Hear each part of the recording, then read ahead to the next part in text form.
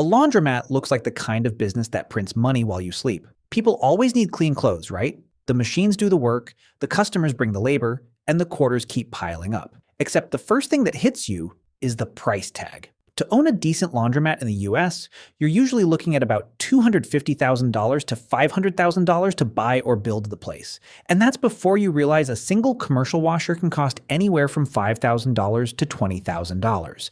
Outfitting a whole shop can eat through $150,000 so fast it feels illegal.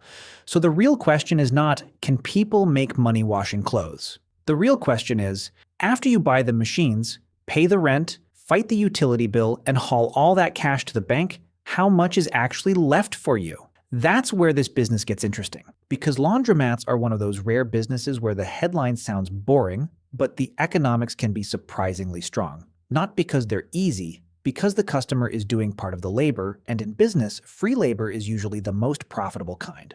Still, the entrance fee is no joke. Even if you finance 60% to 70% of the equipment, you'll typically still need around $100,000 to $150,000 in liquid cash just to get the loan approved and keep the opening from collapsing under startup costs. And on top of that, you really want another $30,000 to $50,000 in working capital sitting nearby because the first 6 to 12 months can be painfully slow while the neighborhood figures out you exist. That means a laundromat is not a scrape together a little money and figure it out later business. It is a capital-heavy cash management business from day one. Now let's talk about where the money actually comes from, because this is where people usually oversimplify it. About 60% of revenue usually comes from traditional self-service. That means quarters, cards, and people standing around waiting for spin cycles to finish. Another 30% tends to come from wash and fold or delivery. The last 10% comes from vending, soap, snacks, and sometimes arcade-style add-ons. On paper, self-service is the simplest part of the business.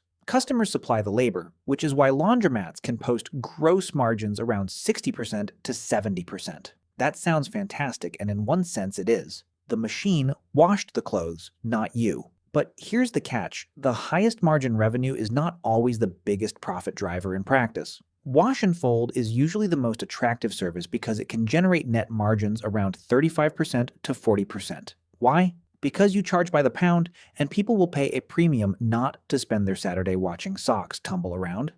It turns an annoying chore into convenience. Convenience is where businesses hide the good margins. So the laundromat that survives long-term is often not the one with the most washers. It's the one that turns a basic utility into a little local logistics and hospitality machine. That distinction matters because self-service may bring in the most volume, but wash and fold brings in the best economics per customer. The customer walks in for soap and spin cycles. The owner sees an opportunity to sell time back to them. Now for the monthly drain, because this is where a lot of dreamers lose their smile. Rent is usually the biggest fixed enemy, often swallowing 15% to 25% of gross revenue. And because laundromats are location dependent, this isn't a cost you can fully negotiate away with charm. If the spot is good, the landlord knows it. If the spot is bad, nobody can save you. Then come utilities, the true monster in the room. Water, gas, and electricity can eat another 15% to 25% of revenue. Think about that. You are running a business that literally burns utilities all day long.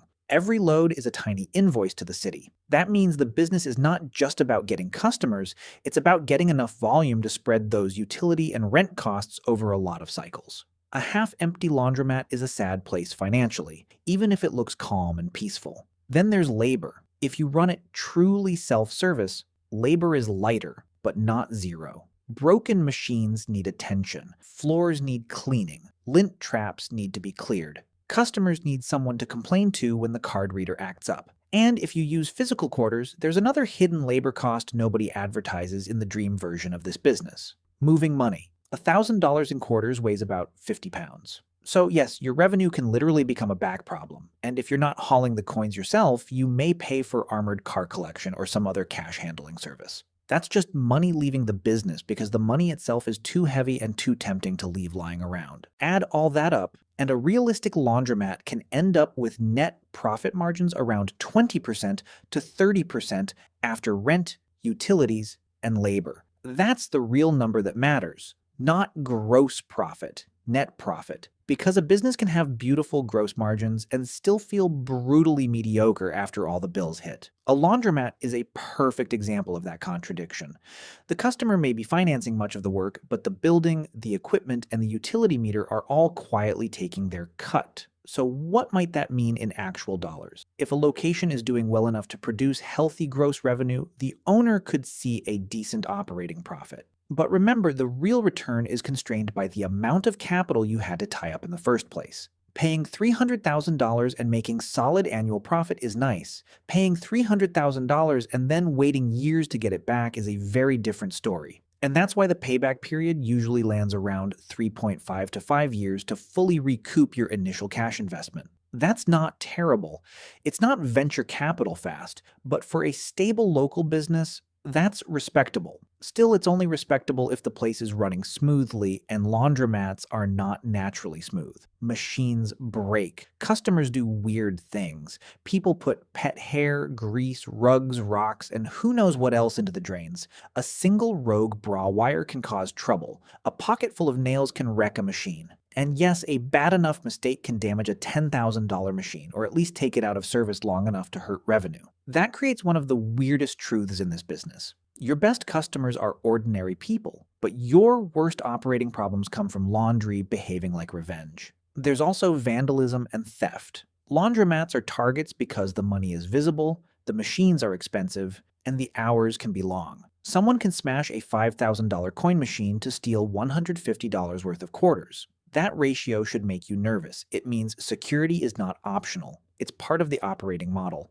And then there's the utility risk that catches owners off guard. If the city raises water or gas rates by 10%, your margins can compress immediately. You don't get to casually raise prices every time your utility bill gets angry. The neighborhood has to accept the new vend prices, and customers can be stubborn when the change is attached to a chore they already hate. This is why laundromats are not passive income. No matter how many internet posts try to make them sound like a vending machine with soap, the average owner might put in 10 to 15 hours a week, sometimes more, fixing machines, managing customer issues, cleaning, checking cash flow, and keeping the place from slowly turning into a depressing room full of broken steel boxes. That may sound light compared with a restaurant, and it is. But it is still real work, and it is recurring work. If you want the business to become truly passive, you usually need to hire an attendant. That sounds like a simple solution until you see what it does to the numbers. An attendant can make the business feel more professional,